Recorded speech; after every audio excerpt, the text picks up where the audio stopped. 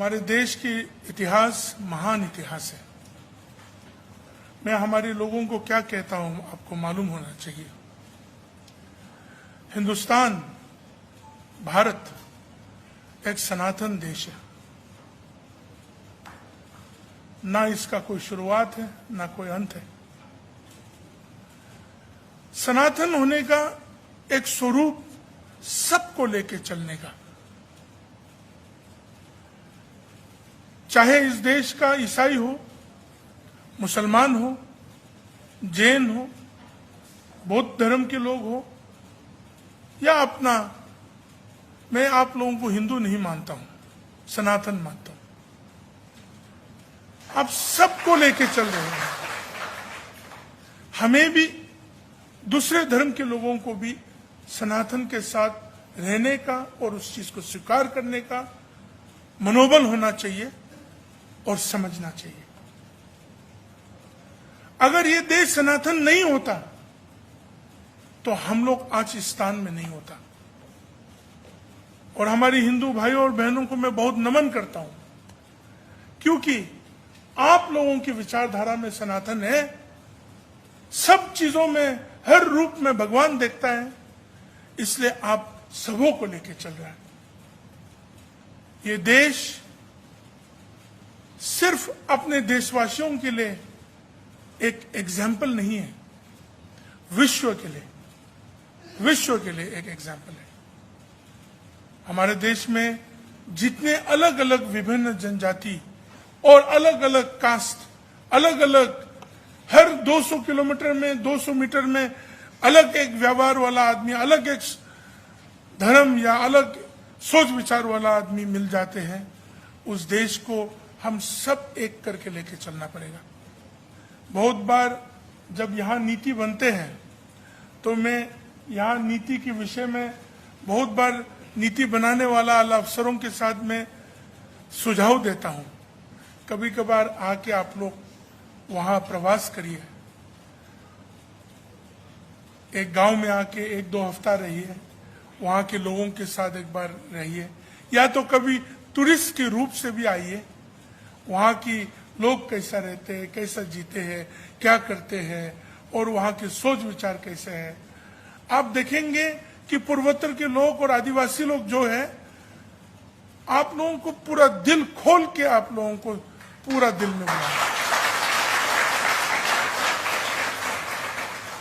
सिर्फ जानना बाकी है, थोड़ा सा परखना बाकी है। तब नीति बनाने के समय में एक तरह का नीति सबकी उपलब्धियों के लिए बन सकेगा। हमें सुनील जी, एक बहुत बड़ा प्रॉब्लम होता है दादा। यहाँ मैं बोलता हूं, यहाँ कुछ क्राइटेरिया होता है सरकार में, ब्लॉक के हिसाब से डेवलपमेंट के रेशियो मिलते हैं। तो बोलते हैं मिनिमम एक ब्लॉक में 25,000 आदमी होना चाहिए, मिनिमम एक ब्लॉक में 50,000 आदमी होना चाहिए बोलते हैं। हमारा नागालैंड में 25,000 वाला ब्लॉक हमारे ख्याल से 2 या 3 ही होगा। एक ब्लॉक में 8,000, 7,000, 5,000, 3,000, 2,000 का भी ब्लॉक है।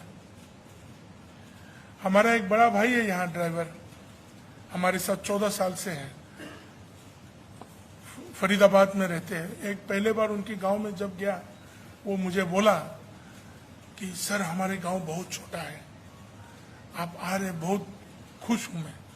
तो मैं गया, बोला घर कितना है, इस परिवार कितना है पूछा। बोला कि 5,000 परिवार सिर्फ है। 5,000 परिवार में तो मैं इलेक्शन जीत जाऊं। तो उस तरह का तालमेल जो है, थोड़ा देश का इस हिस्सा का थोड़ा तालमेल अलग है, देश की पूर्वोत्तर के हिस्सा का तालमेल थोड़ा अलग है। मगर हम सब एक देशवासी हैं। नीति बनाने के समय इन चीजों को ध्यान में रखना चाहिए ताकि सब कोई को उपलब्धि हो। उसी तरह आप बड़े राज्य से, बड़े देश से, बड़े स्थान से, बहुत 6-7 हजार साल का आपका अनुभव है, सिविलाइजेशन का अनुभव है, और हम लोग जो पूर्वोत्तर से आते हैं वो दिल्ली तक का अनुभव भी अभी हो रहा है। तो हम चाहते हैं और विनती करता हूं आप सबों से कि ये अनुभव को बढ़िया बना दीजिए, सबके लिए बहुत बढ़िया अनुभव कर दीजिए पूर्वोत्तर। छोटे छोटे बातें हम याद करना चाहते हैं। हम बड़े बड़े बातों को लेके दिल्ली वासी के सामने हम रखना नहीं चाहेंगे, क्योंकि हम लोग छोटे छोटे गांवों में रहने वाले जनजाति है और हम पहाड़ की चोटी में रहने वाले, जंगलों में रहने वाले जनजातियां हैं। आज अगर हम देखें कि हुल दिवस क्यों मनाया जा रहा है, कल के दिन है, 50,000 लोग एकत्रित होकर जनजाति और 2 औरतों ने लेके 25,000 लोग का बलिदान हुआ। इस देश की आजादी की जो सफर है उसमें उन्होंने बलिदान किया। हम नहीं जानते थे कि इतना लोग ने भी बलिदान किया क्या। उसी तरह हमारे राज्य नागालैंड में भी कुछ बातें हैं जो आज तक उभर के नहीं आया, जैसे कि सुभाष जी और उनकी सेना जो है नागालैंड में फेक डिस्ट्रिक्ट की छोजुबा इलाका तक पहुंच के आया। और दुर्भाग्य की बात यह है कि आज हम भी उसी सरकार में हैं, मगर हमारी सरकार गठबंधन है और ये इकरार नहीं करते हैं कि सुभाष जी वहां तक आके चला गया। और वहां ऐसे ऐसे बुजुर्ग लोग हैं, आज 100 साल की उम्र की कोई बुजुर्ग है, कोई 99, कोई 95 ईयर्स एंड अबव के लोग हैं, जो वो कहानी कहते हैं कि वो एक साथ सुभाष जी के साथ उस इलाका तक जापानी लोगों के साथ लड़ने के लिए वो लोग आया था और उस तरह का माहौल रख के इस देश का आजादी हुआ। बहुत सारे लोगों के लिए तो आजादी का कहानी सिर्फ चंद परिवारों के नाम लेके, चंद लोगों का नाम लेके, हम सब भी उनमें से है जो यहाँ तक पहुंच के आया है। मगर आज जब हम ये सुनते हैं और जानते हैं कि इस देश की आजादी के लिए हम सबों ने कितना बड़ा भाग लिया, हमारे पूर्वजों ने कितना बड़ा भाग लिया, छोटे से छोटे इलाका में, छोटे से छोटे स्थान में, अपने स्वतंत्र के लिए, अपने देश के लिए, अपने भारत के लिए अपने जान गंवाया, अपने जीवन को बिताया। इन चीजों का नैरेटिव, इन चीजों का कहानी, इन चीजों के विषय में हम लोग बात क्यों नहीं कर रहे हैं? करना चाहिए, क्योंकि अंग्रेज जब आए, आज हम भी एक युवा है आप लोगों की तरह, आज समझने के लिए ये आते हैं कि अंग्रेज ने बहुत अच्छा नैरेटिव बनाया और हम लोगों के इतिहास को पूरा खत्म करने के लिए, नेस्तनाबूद करने के लिए पूरा कोशिश किया। और आज उसका परिणाम पूर्वोत्तर में बहुत सारे स्थानों में आज भी है, नागालैंड जैसे राज्य में, मिजोरम जैसे राज्य में, मणिपुर जैसे में और अरुणाचल जैसे बहुत सारे स्थानों में उस नैरेटिव का सोच विचार और विचारधारा को लेके आज तक इस देश के साथ है।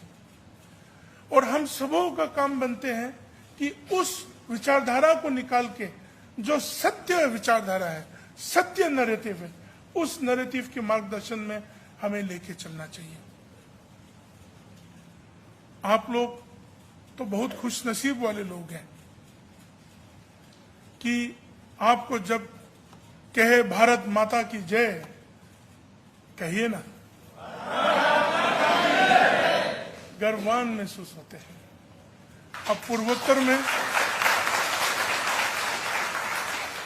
पूर्वोत्तर में बहुत सारे स्थानों में जाइए, सन्नाटा के आवाज के सिवा कुछ और जवाब नहीं मिलेगा, क्योंकि गलत नैरेटिव लेके आया गया है। भारत माता की जय बोले तो चुपचाप रहेंगे। आज भी ऐसे स्थान हैं जहां आप भारत के ध्वज को लहराना चाहेंगे तो आप अकेला हो जाएंगे, आपके साथ देने वाला नहीं रहेंगे। यहां तो रिपब्लिक डे और इंडिपेंडेंस डे के बाद तो आप तो फेंक देते हैं नाले में या डस्टबिन में छोड़ देते हैं। तो हम लोग तो कभी सोचते हैं कि आप लोग तो सौभाग्य है, कि आप लोग यहां अपने इतना विशाल देश के साथ इतना स्वतंत्रता से आप जी रहे हैं, फिर भी उन नैरेटिवों को अभी तक सुधरने के लिए हम सबों का कोशिश नहीं हो रहा है।